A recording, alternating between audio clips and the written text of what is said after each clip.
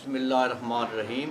अस्सलाम वालेकुम नाज़रीन, आप देख रहे हैं हमारा यूट्यूब चैनल कदीम तिब्ब यूनानी और मैं हूं आपका मेज़बान हकीम हबीबुल्लाह।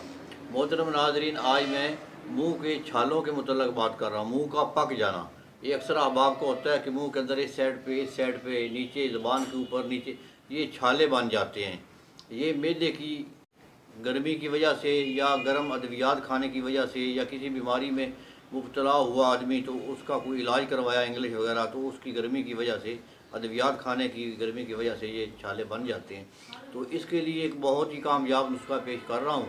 3 चीज़ें हैं, वो हर पंसारी से मिल जाती हैं, तो आप वो इस्तेमाल करें, इंशाल्लाह पहले दिन ही छाले ख़त्म होना शुरू हो जाएंगे। तो नुस्खा सुन लें। सर्द चीनी, तबाशीर, दाना इलायची खुर्द, ये छोटी इलायची खुर्द कहते हैं छोटी इलायची को। छोटी इलायची के दाने निकाल लेने हैं, उनका वज़न कर लेना है। सर्द चीनी, तबाशीर और दाना इलायची खुर्द, तो इन तीनों चीज़ों को अच्छी तरह बारीक करके कपड़ छान कर लें।